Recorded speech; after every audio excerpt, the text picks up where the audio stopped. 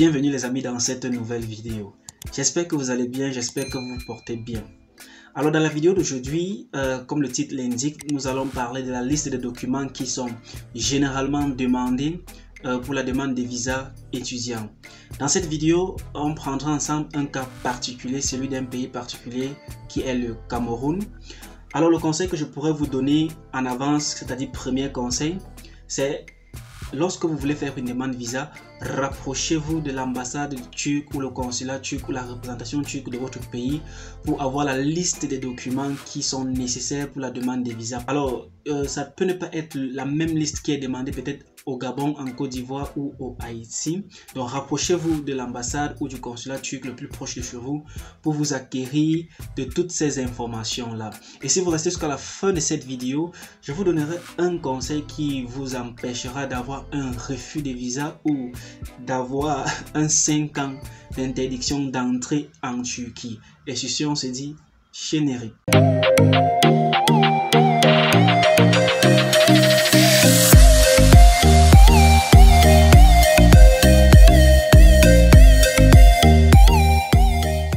Alors, vous allez me permettre de lire sur mon écran parce que j'ai juste ouvert le document là sur ma machine. Le premier document qui est demandé est un formulaire de demande de visa dû remplir. Généralement, je mettrai juste en description de cette vidéo le lien qui vous conduira directement vers ce formulaire, vers ce site dans lequel vous allez trouver le formulaire que vous pourriez remplir pour prendre rendez-vous. C'est comme un formulaire de prise de rendez-vous que vous, normalement, vous remplissez.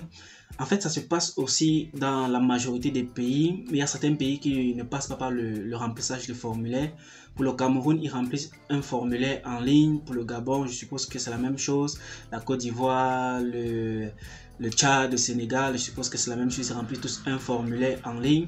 Donc, je mettrai le lien en description. Pensez à consulter cela. Vous allez devoir remplir ce formulaire pour prendre rendez-vous avec l'ambassade de votre pays. Le deuxième document est un passeport. Normalement, lorsque vous voulez avoir un visa étudiant, vous ne pouvez pas aller faire une demande visa étudiant avec une carte d'identité parce que on a besoin de votre passeport pour pouvoir plaquer, pour pouvoir mettre ce visa étudiant qui vous permettra de vivre légalement en tant qu'un étudiant reconnu en Turquie. Le troisième document qu'il demande, c'est une copie de page du passeport sur lequel apparaît votre photo.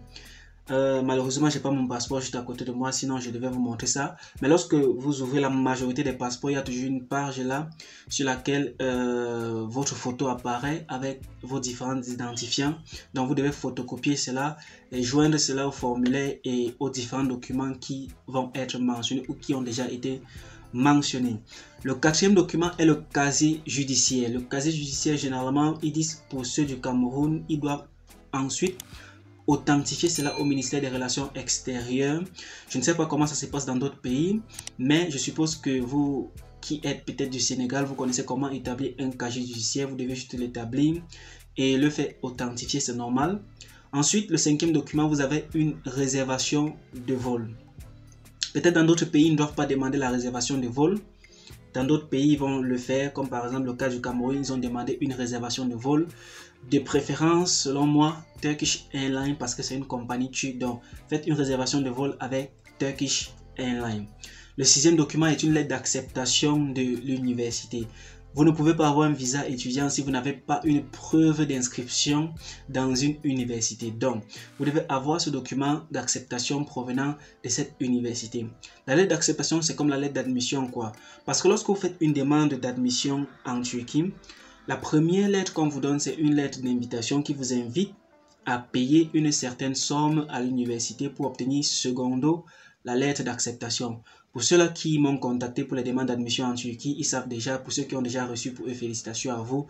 Donc, n'oubliez pas que le deuxième document que vous avez reçu, peut-être de moi ou d'une autre personne, vous permettra de faire une demande de visa avec ce qu'on appelle la lettre d'acceptation. Après avoir payé bel et bien une partie de votre tranche de scolarité. Alors ensuite, vous avez un reçu d'inscription signé par une autorité universitaire. Après avoir effectué le premier versement vers l'université, normalement ce que vous devez faire, vous devez envoyer le reçu à l'université pour que l'université, c'est-à-dire une autorité de l'université puisse signer et attester que effectivement cet étudiant a pu payer telle somme à l'université. Ce qui prouve une fois de plus que vous êtes un étudiant sérieux et prêt à aller étudier dans cette université. Pourquoi ils demandent cela? Parce qu'il y a d'autres universités ici en Turquie, publiques même d'ailleurs, qui donnent des lettres d'acceptation sans toutefois prendre un certain sou à l'étudiant. Donc, il te fournit directement, quand tu demandes une admission ici en Turquie, il te fournit directement un document qui te permet de faire une demande de visa sans toutefois prendre une certaine somme. C'est ici en Turquie que tu payes la somme demandée par l'université. Ensuite, vous avez une copie certifiée de vos différents diplômes, c'est normal. Donc vous là qui venez pour un niveau licence, vous devez fournir une copie certifiée de votre baccalauréat et de votre relevé de notes de baccalauréat. Si vous avez un GCE A-Level, ça c'est le cas du Cameroun, si vous avez un GCE A-Level, vous fournissez le slip et le transcript. Si vous êtes dans d'autres pays, normalement vous devez fournir vos diplômes de baccalauréat et vos relevés de notes de baccalauréat.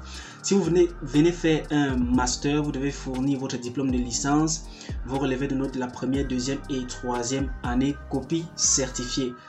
Mentionnez bien cela, rappelez-vous bien de cela, copie certifiée que vous devez fournir. Ensuite, vous avez ce qu'on appelle le relevé bancaire. Alors à ce niveau de relevé bancaire, la somme qui demande pour ceux du Cameroun, c'est 3 millions. Pour ceux du Gabon ou de la Côte d'Ivoire, je suppose que c'est presque la même chose, ou du Sénégal, c'est presque la même chose. Mais le petit conseil que je vous donnerai, ce n'est pas de mettre la somme exacte qu'ils demandent à l'intérieur. C'est-à-dire, s'ils ont demandé minimum 3 millions, s'il y a la possibilité pour vous de mettre 4, 5, 6, 7 millions, mettez-le. En général, ce que les gens font, c'est qu'ils totalisent la dépense qu'ils pourront faire, la dépense des frais de scolarité de chaque année, et s'ils ont la possibilité de mettre cela dans leur compte, ils le mettent. 3 millions qui sont mentionnés ici, c'est en France CFA, la monnaie utilisée au Cameroun et en Afrique centrale. Donc quel que soit votre pays, essayez de vous renseigner auprès de votre ambassade la somme qui est demandée dans le compte bancaire, et aussi essayez d'obtenir l'équivalence de cette somme peut-être en dollars ou en francs CFA selon votre pays. Ensuite, vous avez une attestation de compte bancaire qui prouve que vous avez un compte bancaire qui existe, qui est bel et bien existant. Et le conseil que je vous donnerai, ce n'est pas de prendre des comptes bancaires dans des microfinances. Il est avantageux de prendre des comptes bancaires ou des relevés bancaires dans des banques proprement dit, pas dans des microfinances. Alors vous avez aussi une autorisation parentale établie à la police judiciaire. Pour ceux-là qui sont moins de 19 ans, 18 ans, 17 ans, 16 ans et qui veulent venir peut-être faire une licence ici en Turquie, vous devez obtenir une autorisation parentale qui atteste et qui approuve, qui vous donne cette autorisation d'aller étudier à l'étranger. Ensuite, vous avez comme dernier document une assurance de voyage avec validité d'1 an.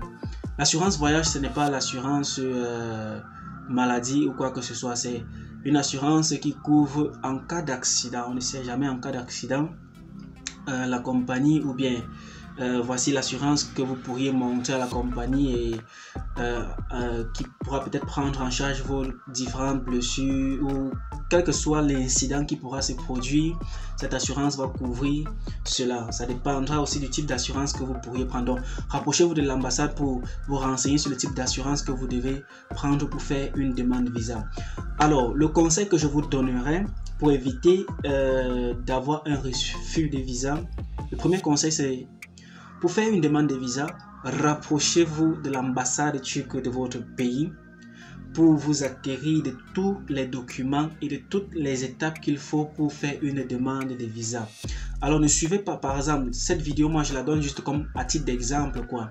En général, ce sont des documents qui sont demandés, mais il est préférable que vous vous rapprochiez de l'ambassade turque de votre pays pour pouvoir obtenir la liste complète des documents selon les critères de votre pays, selon les critères de votre niveau d'éducation ou de votre type de visa.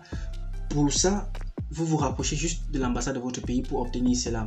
Le deuxième conseil est que n'apportez pas de faux documents à l'ambassade, parce que laissez-moi vous dire que tout document que vous apportez dans une ambassade est vérifié.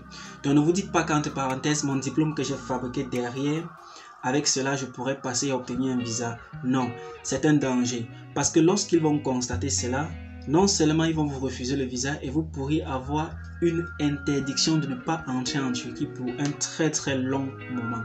Donc faites beaucoup attention, vous là qui avez l'intention d'apporter des faux documents ou des documents falsifiés à l'ambassade. Donc tout document que vous apportez à l'ambassade, assurez-vous que ces documents soient certifiés et proprement légale, pour ne pas obtenir un refus de visa ou une interdiction d'entrer en Turquie.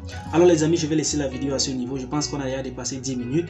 C'était juste une très petite vidéo. Si vous avez des questions, n'hésitez pas à les poser en commentaire. Si vous voulez plus connaître sur la documentation nécessaire pour les demandes de visa, comme je vous l'ai dit, approchez-vous juste de l'ambassade turque de votre pays. Et aussi en description de la vidéo, je mettrai le lien qui vous permettra d'obtenir ou de remplir le formulaire de pré-application en ligne. Si vous avez aimé cette vidéo, n'hésitez pas de vous abonner. Si vous êtes nouveau sur cette chaîne, n'hésitez pas de vous abonner et d'activer la cloche de notification. N'hésitez pas de partager cette vidéo avec tous ceux-là qui veulent faire une demande de visa pour la Turquie, parce que ça peut les aider bien sûr. Et n'hésitez pas de rester connecté sur cette chaîne pour de prochaines vidéos. Si vous avez des suggestions de vidéos, une fois de plus, mentionnez-les juste en commentaire. Et sur ce, on se dit à la prochaine vidéo. Portez-vous bien.